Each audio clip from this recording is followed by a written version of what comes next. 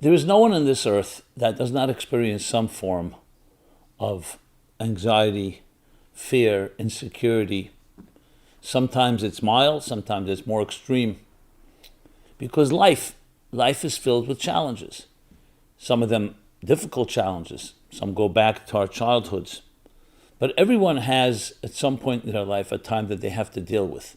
It could be dealing with a loss, with a trauma, a present one or a past one, with a tragedy. It could be dealing with the inner demons, the psychological demons due to our own pathology or history. The list goes on. You can fill in the blank. Whatever you feel is the thing you're struggling with. That's what we're going to be addressing. But first thing is to know that we're not alone. This is part of the human condition. But more importantly, that there is a strategy. There is a formula to deal with it. And it's actually, this is the season for that formula. It's called the Passover season. Passover literally means to pass over, to transcend our challenges, to transcend our difficulties. But it's not just ignoring it, or escaping from it, or running away, or denying it. It's actually freeing ourselves from it. And indeed, it's a formula that goes back 3,334 years. Back to the time when the exodus from Egypt took place. And the exodus was far more than just a physical exodus, as we read in the story of the Haggadah of Passover Seder, and based on, of course, the biblical story. It's actually a spiritual exodus and a psychological and emotional one, even more importantly. Because you can leave prison and still be trapped in your mind, in your heart, in your fears. The true exodus is when your spirit is freed. So what is the method? What is the way to experience it? And how can we apply that to our personal lives, no matter what situation we may be in? That's what we want to address here. So I want to break it down into a few components. And actually, if you're going to be doing a Seder, and I definitely encourage you to do so, the Seder is a 15-step plan toward this type of freedom, toward transcendence. And in previous years, and we have online at meaningfullife.com, you can find the entire Seder broken down in those 15 steps. I did actually 2 years ago during COVID. When COVID just began, I did a 15-step video with a musical dimension to it of each of these steps, of how each step helps us get to a deeper place. And I went through also the different components of the Seder. So I don't want to do a full Seder right now. I do, however, want to focus on 3-4 themes that are essential to that formula that helps us get through our anxieties. Now, the first thing we have to always remember, that we can be our own worst enemy. Our blind spots, our biases, our prejudices, our minimizing, our denial. So when you're dealing with a problem, it's not just the problem per se. It would be one thing if you have a broken clock and you sit down, either you or a technician or someone knows what to do, they look at it, they diagnose it, and they fix it. The clock is going to cooperate because the clock doesn't have any will of its own to resist your repairing it. But imagine the clock spoke back to you, or the clock had its own resistance. That's the situation when we're dealing with our own challenges. Because of the psychological and emotional effects it has on us, it's not that very predictable. It's not like, okay, there's a problem, let me get it fixed.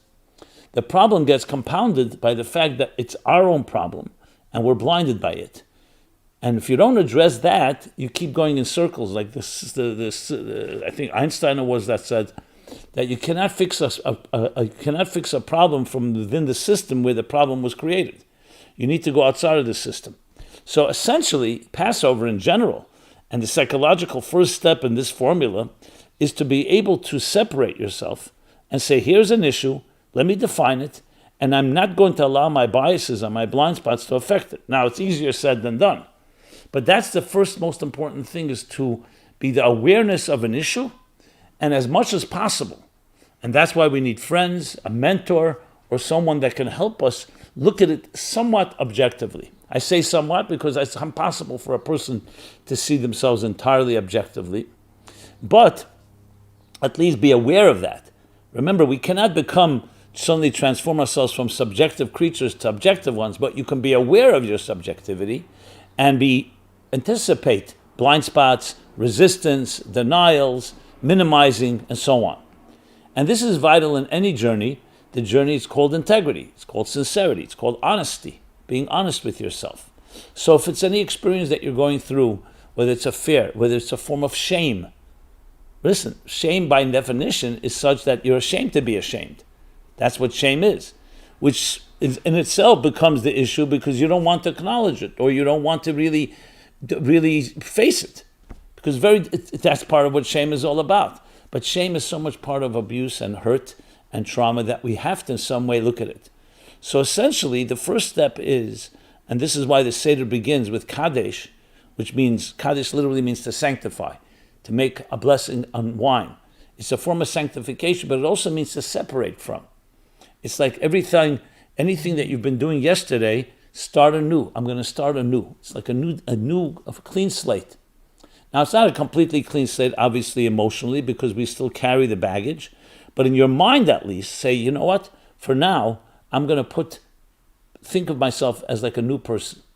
And this is vital in any form of healing. It's the first step toward any type of cure is awareness and looking at things in that sense. So that's step number one in this formula. And that's why there is a Passover Seder. People ask, why are we remembering what happened 3,304 years ago in a different land, in a different country, in an ancient time? Because we're meant to relive it, and we're meant to be aware of it. In each generation, the Talmud says, we need to relive and recreate the Exodus from Egypt. What does that mean? It doesn't mean the physical, it means the concept. Mitzrayim, Egypt in Hebrew, means constraints. That's the blank I was referring to. It means everything that you're trying to deal with. So I would begin and identify what are the issues you want to deal with, or one issue or several, and then think of it that here we have a night, we have a day where we can use this time, this energy of this time, to focus and say, okay, I'm going to focus on this. I know I have power, and I'm going to recreate both my challenge, but most importantly, the exodus from it. So the first exodus is not being defined by it and not being shaped by it, which means being aware that it's there. That leads me to point number two, which is not being shaped and not defined. I know I just jumped the gun for a moment. The next thing you need to know that you are not your problems. In other words, your problems don't define you. Your problems are part of your life, the circumstances of your life, but you are not defined by it. You are fundamentally a pure soul, a free spirit that may have been trapped.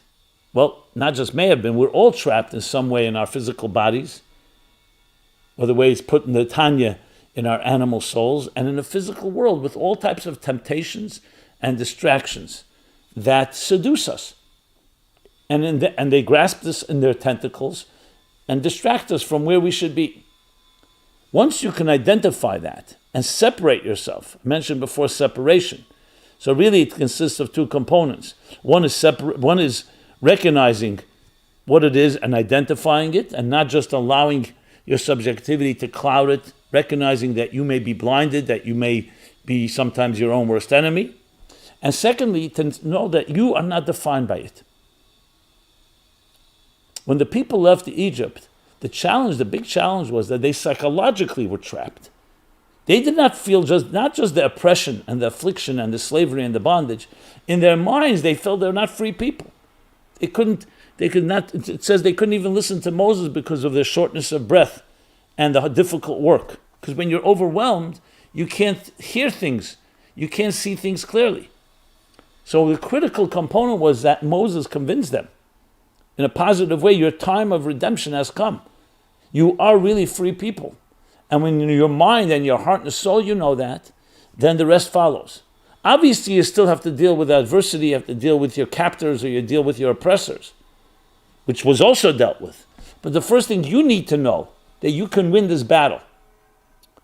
There was a custom in olden times, I'm not sure which armies, as they marched out to war, even before the first battle, they would sing a song of victory. Now, they didn't even begin battling, but it was the confidence. You see it today. It's replicated in every game. Look at a football game, a baseball. You see how the coach, the teams, they hype each other up. They haven't even begun, because you need to have the psychological wherewithal, psychological confidence, and positive thinking the psychological confidence and positive thinking that you could win. And if you don't have that, even if you have the stronger army or more weapons, you may lose. And you will lose. Because psychologically your opponent may be weaker than you, but psychologically they can beat you. And if you don't think you don't have that confidence, then that is a big problem. You need to know that there's hope, and that is defined by recognizing that you're not, and that's determined by recognizing that you're not defined by what has happened to you. So let's say you experience serious trauma as a child, some form of abuse. Let's say you have deep shame inside of you. You have other fears that are a result of that play itself out in your life, as you may know better than anybody else does. You are not that person. That is part of your behavior. It's part of your modus operandi presently, but does not define you. Critical point. So that's point number 2, after the first one of identifying the issue and somewhat recognizing that you may be blinded and subjective and therefore may be contributing to the problem. So step number 2, you're not defined by it. That is actually the secret to all resilience. The people that go through difficulties in life, and we're talking about Holocaust and losses and deaths and tragedies. So you'll see 2 people went through exactly the same thing, and one falls apart and the other is stronger in the broken places. How's that? Is it purely their genetic DNA? Is there genetic makeup in their DNA? There may be some of that, but more importantly, it's this issue. You will always see that the person who's able to rise, to dig deeper, to ride through the waves, the storms, the raging waves, is the one that does not feel they're defined by what has happened to them. So they have something to hold on to, like a life raft that gives them that ability. Yes, terrible thing has happened. I'm talking about even in the worst case scenarios. Definitely milder situations, but it's not me. And therefore the me remains intact. As soon as you think you are your problem, that the tragedy is you, so besides the fact that you first blame yourself and say, look, I'm damaged goods, nobody will love me, nobody cares about me, I'm worthless. That's obviously a tremendous part of the problem. But in addition to that, you have nothing to hold on to because you feel you are the issue. Whereas if you know there's a me and there's what happened to me, that's very different. Then the me may still be submerged and may be difficult to access, but at least you have hope in accessing it. So that's message number 2 in this 3,334th year, 3,334 year formula of Passover, to remember this idea that you are not defined by it, that you are a free person and you can talk about the trauma, you can talk about the past, you can talk about the bondage, the slavery in the context of Egypt, or any other of the experiences and fears and other stuff that has happened to us that causes us to be inhibited or not to be able to really express ourselves completely. So that's number what do we say? Number 2. So the number 3 point is Passover is all about questions. You see, it's built around questions. The children are encouraged to ask questions. Things are done to provoke the children to ask questions. Why is that so important to ask questions? And it's not just to create a dialogue and engaging. It's deeper than that. Because questions is the ultimate expression of freedom. The freedom of expression. Free speech. As you see in the Declaration of Independence and Bill of Rights, it goes back all the way to Passover. Pesach, the Hebrew word for Passover, means Pesach, a speaking mouth. You are allowed, not only allowed, you're encouraged. You're actually obligated to ask questions. Asking questions means you're allowed to express yourself. What is one of the worst parts of shame that is a result of any form of hurt in life? You're silenced. You can't speak because you're told, who are you to say anything? Nothing happened. The silence, they say, is worse than the crime. Or more graphically put, the silence is worse than the rape. Because it's one thing to be violated and to be hurt.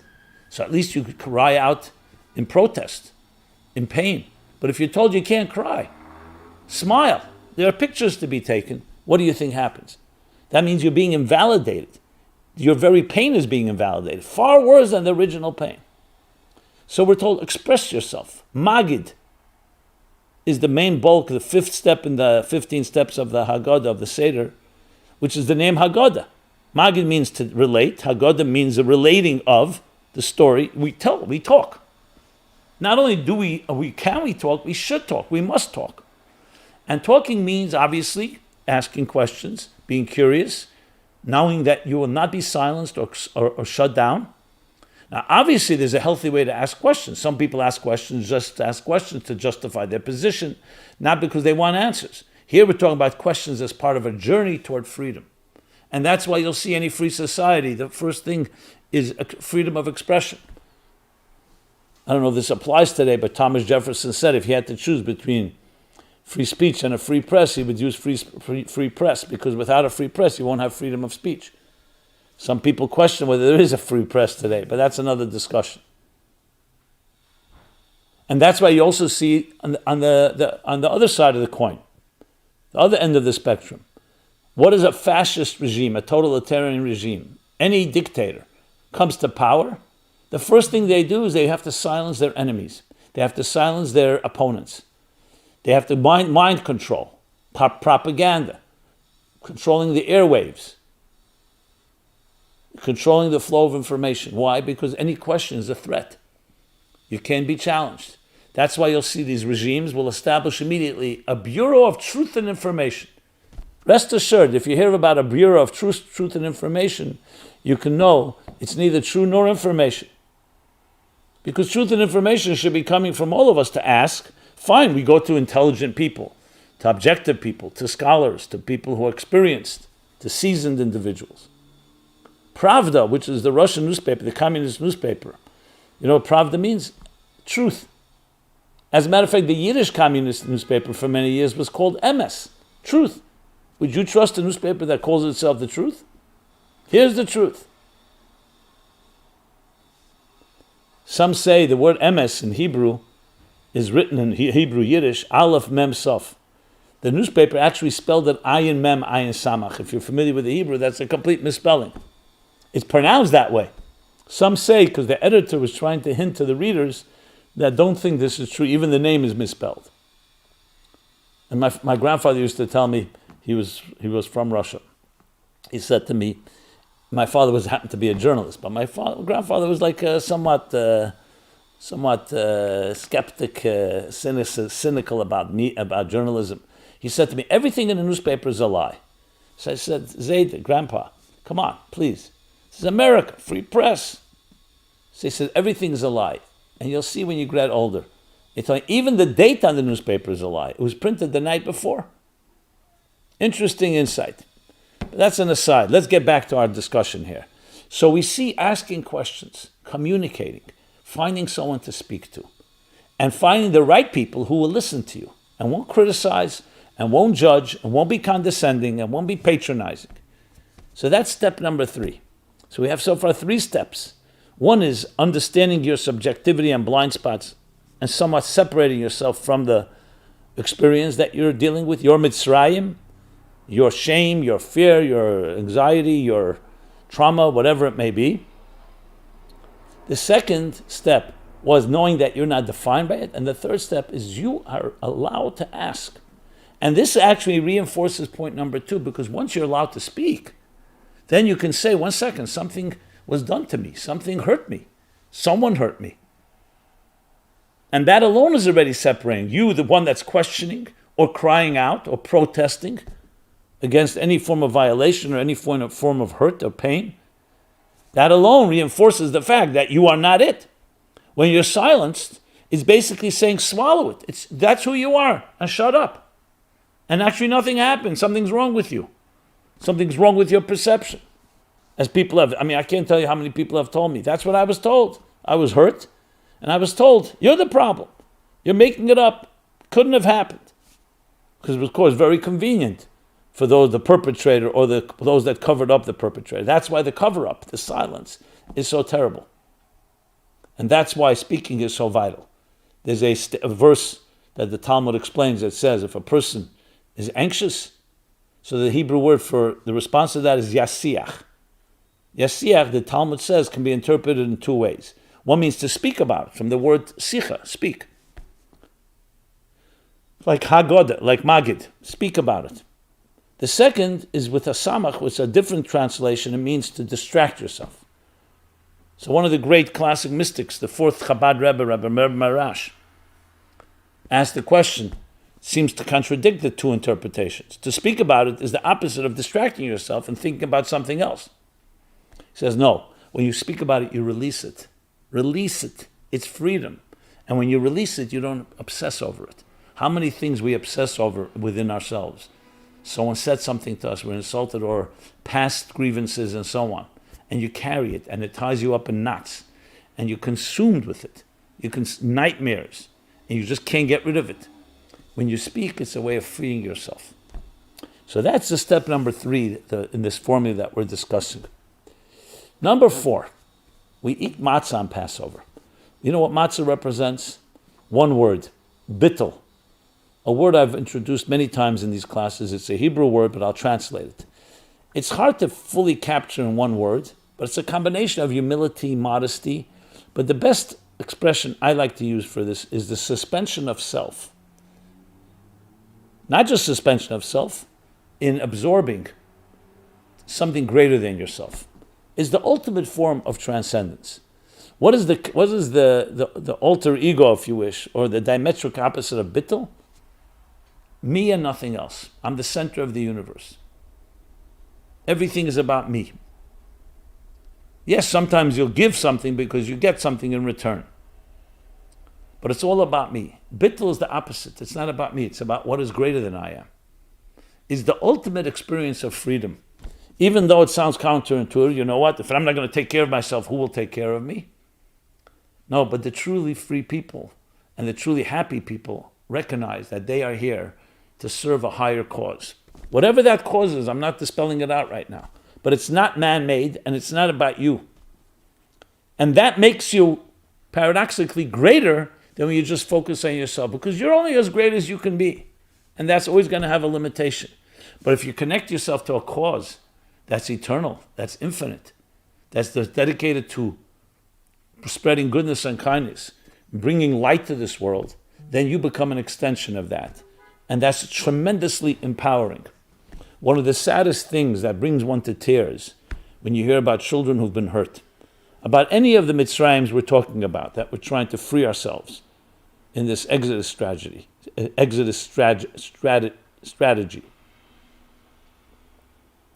is that we were not allowed.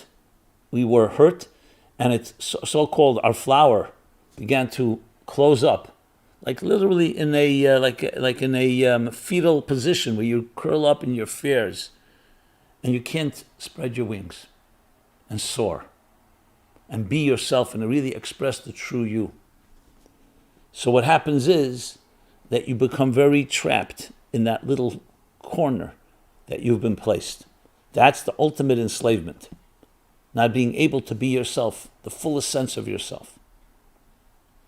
So interestingly, bittul, the ability to free yourself from your own experiences, is the key to ultimate transcendence. And that's what matzah represents. Matzah is like a thin cracker. It's flour and water, just like bread, but bread is not allowed on Passover. Why not? Because bread is chametz, leavened bread, which means that it's the yeast and it inflates. It represents ego, self. And matzah represents lechem eini, the minimal, just bread, just flour and water that is not allowed to inflate and rise. And as a result, it captures and personifies the concept of this suspension of self, which is so vital to freedom. Now, after Passover and before Passover, we do eat bread. Because a goal is not to destroy the ego. The goal is to sublimate it, to harness it. So the 7-8 days of Passover, 7 in Israel, outside of Israel, it's 8 days. We eat matzah that symbolizes this idea. But let's talk about the psychological aspect of it. It's recognizing that there's something greater than you are, and that you have the blessing and the gift to be part of it. Now, if you think about it, going back to the 3 previous steps, you'll see it's an extension. We began by first recognizing that you may be blinded.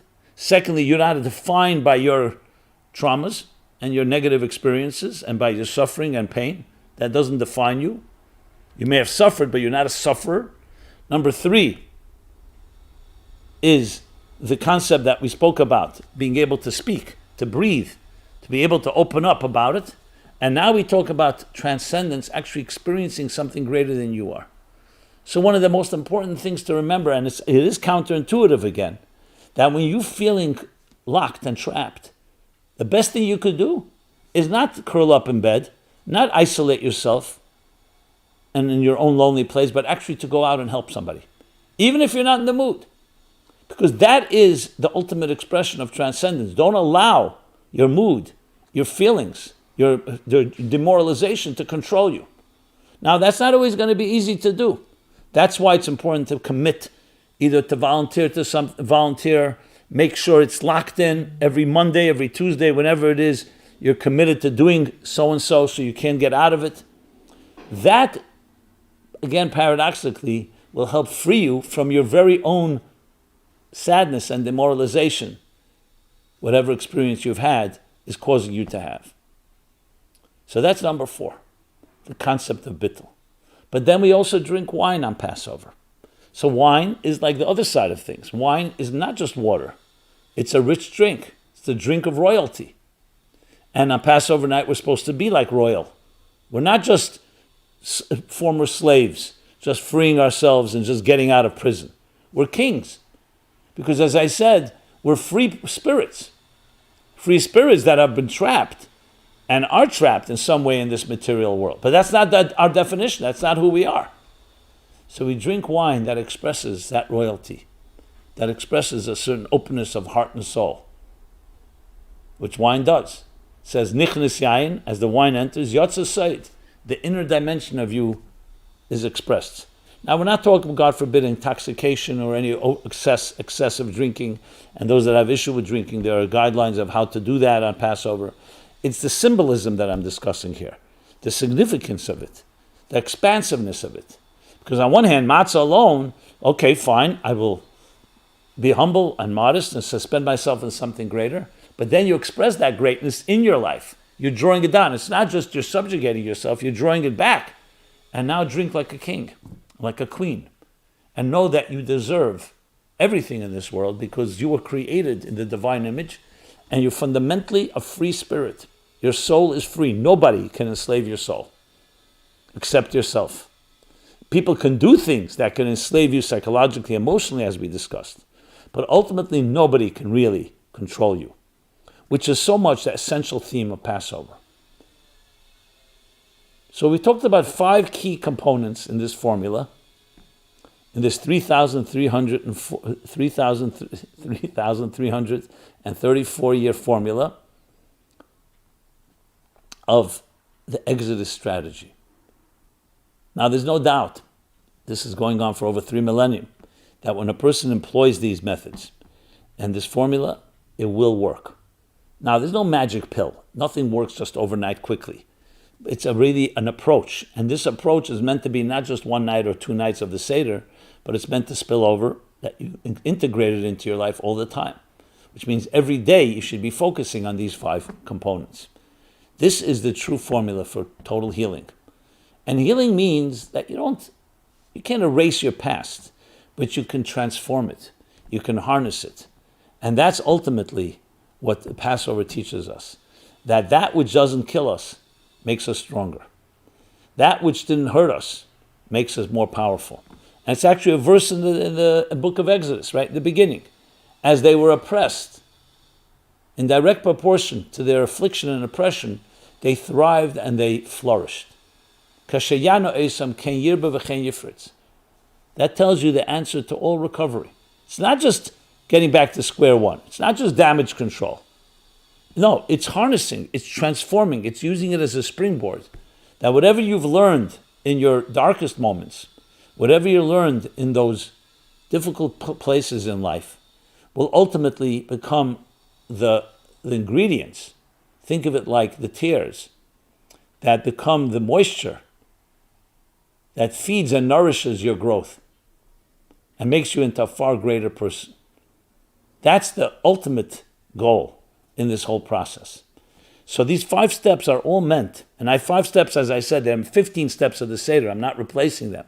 I just wanted to sum it up in more, let's call it more actionable terms that each of us can really employ. If you wanted more detail, obviously, please go to meaningfullife.com. You can see the 15 steps in more detail and so on. But I would begin with these 5 key thoughts and ideas, and actually methodologies, what I would really call them. And that will definitely create the transcendent Passover experience, but not just for 7-8 days of Passover, but really forever. It's meant to set things in motion, because all these energies extend and continue to the rest of our lives. So it's time, my friends, to each one of us, to finally become free. Yes, after all what we've gone through, each of us in our own way, and everybody knows what their own experiences are like, it's time to be free. And you have the right, and you have the gift, and no one should ever convince you of the otherwise. Never accept someone telling you, nah, it's too late for you. Who do you think you are? You're too old. No, there's no such thing. The spirit, the soul does not age, does not die even. It continues to get more vibrant, but we have to access it. It's right there inside of you. I'm fond of Michelangelo's response when he was asked, how do you sculpt those beautiful angels in the marble? And his response was, I see the angels trapped in the marble, and I carved and set them free. Set them free. The angels are within you. The song is within you. The flowers are within you. The beauty, that free spirit is within you right now. You must know that. And you must surround yourself with people who confirm and affirm that and validate that and encourage you instead of the opposite. And by following the steps we discussed, will definitely assure and help you get to these higher, greater places. So everyone should have a very, very freeing and transcendent Passover, freeing and transcendent life. Be the you that you were created to be. You were born an original. Don't become a copy. And even worse than a copy, just a product or even a victim of someone else's version or vision of what you should be. You have the capacity, literally, to become something that is unbelievable, eternal, and infinite, and manifest this in your life. Thank you so much. Everyone have a very happy holiday. This has been Simon Jacobson, Meaningful Life Center, meaningfullife.com, where you can find this and many other programs. We are also on YouTube, on Facebook, on all the different social media platforms.